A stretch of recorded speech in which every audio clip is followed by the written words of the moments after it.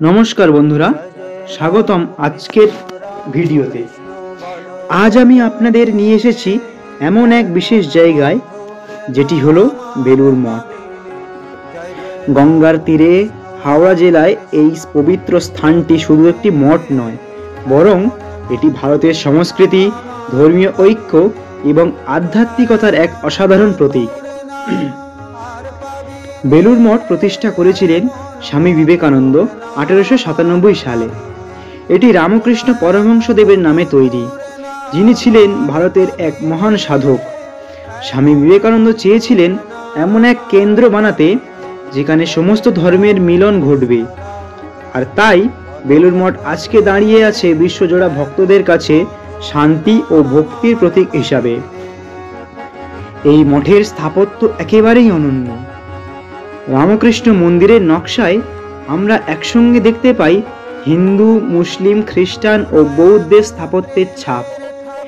বাইরে থেকে দেখলে মনে হয় যেন মন্দির, আবার কিছুটা মনে হয় মসজিদ, আবার কিছুটা চার্চের মতোও লাগে। এই ভিন্নতাই একতার প্রতীক। মঠের ভিতরে ঢুকলে চারিদিকে রয়েছে বিশাল সবুজ মাঠ, গঙ্গার হাওয়া এবং এক অপূর্ব শান্ত পরিবেশ। এখানকার প্রধান আকর্ষণ অবশ্যই শ্রী রামকৃষ্ণদেবের মূল মন্দির। এখানে প্রতিদিন সন্ধ্যায় এবং সকালে আরতি হয়, যেখানে ভক্তরা অংশ নেন। বিশেষ করে সন্ধ্যা আরতির সময় গঙ্গার ধারে বসে যে ভক্তি ও শান্তি অনুভব করা যায়, সেটা ভাষায় প্রকাশ করা যায় না। প্রতি বছর এখানে মকর সংক্রান্তির সময় শ্রী রামকৃষ্ণদেবের জন্মতিথি বড় আকারে পালন করা হয়। এছাড়াও দুর্গাপূজা, কালী পূজা, দোলযাত্রা, জন্মাষ্টমী, এমনকি বড়দিনও সমানভাবে উদযাপিত হয়। বেলুড় মঠের একপাশে গঙ্গা বয়ে চলেছে। ভোরের আলোয় কিংবা সন্ধ্যার সূর্যাস্তে গঙ্গার ধার থেকে বেলুড় মঠকে দেখতে একেবারে স্বপ্নের মতো লাগে। অনেকেই এখানে আসেন শুধুমাত্র ধ্যান করার জন্য বা কিছুক্ষণের জন্য শান্তি খুঁজে পাওয়ার জন্য। এখানে আধ্যাত্মিক অভিজ্ঞতা অনবদ্য। যারা একবার এখানে আসেন তারা বলেন বেলুড় মঠ এমন এক জায়গা যেখানে এলে মন অজান্তেই শান্ত হয়ে যায়। এখানে কোলাহল নেই, শুধু ভক্তি আর শান্তির পরিবেশ। এখানে ঘুরে দেখতে পাবেন স্বামী বিবেকানন্দ, সারদা মা এবং অন্যান্য মহান সন্ন্যাসীদের স্মৃতিচিহ্ন।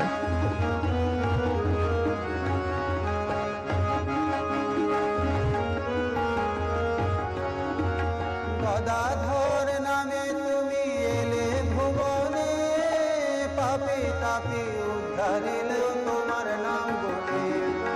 গদাধর নামে তুমি এলে ভুবনে, কত পাপী তাপী উদ্ধারিল তোমার নাম গুণে। জয় জয় রাম কৃষ্ণ বলো বলো রে, এমন মধুর নাম আর পাবি রে।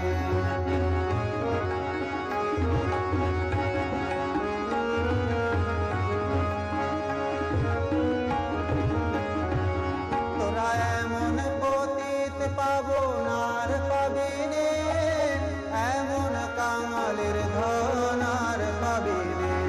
তোরা এমন পতিত পাবনার পাবিনে, এমন কাঙালের ধন আর পাবিনে। জয় জয় রাম কৃষ্ণ বলো বলো রে, এমন মধুর নাম আর পাবিনে। যত মত তত পথ সাধন জীবনে, আপনার বরিষ্ণয় প্রণাম চরণে। যত মত তত পথ সাধন জীবনে, অবতার বরিষ্ণয় প্রণাম চরণে। জয় জয় রাম কৃষ্ণ বলো বলো রে, এমন মধুর নাম আর পাবিনে। জয় জয় রাম কৃষ্ণ বলো বলো রে, এমন মধুর নাম আর পাবিনে। এখন আপনারা দেখছেন বেলুড় মঠের হোলিকা দহন। বেলুড় মঠে হোলিকা দহন এক অনন্য আধ্যাত্মিকতার অভিজ্ঞতা।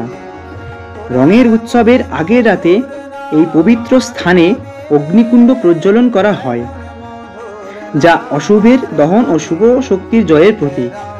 সন্ধ্যার ঘণ্টার ধ্বনি, ভক্তদের ভজন আর গঙ্গার বাতাসে মিশে যায় এক গভীর শান্তি। রামকৃষ্ণ মঠের সন্ন্যাসীরা প্রার্থনা ও মন্ত্রোচ্চারণের মাধ্যমে সবাইকে জানিয়ে দেন ঐক্য, প্রেম আর সত্যের বার্তা। এই মুহূর্তের আবেশে বেলুড় মঠ যেন আলোয় ভাসমান, যেখানে প্রত্যেক ভক্ত অনুভব করেন অন্তরের পবিত্রতা আর নতুন শুরুর স্পন্দন।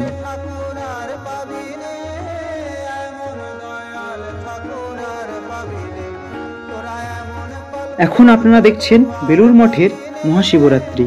বেলুড় মঠের মহাশিবরাত্রি পালিত হয় গভীর ও আধ্যাত্মিক পরিবেশে। রামকৃষ্ণ মঠের সন্ন্যাসীরা শিবের মহিমা ও ধ্যানের বার্তা সকলকে শোনান, যেখানে ভক্তরা উপবাস, জপ এবং প্রার্থনায় রত থাকেন। এই পবিত্র রাতে বেলুড় মঠ যেন মহাদেবের আশীর্বাদে আলোকিত হয়ে ওঠে, শান্তি ও ভক্তির অনন্য অনুভূতি ছড়িয়ে দেন।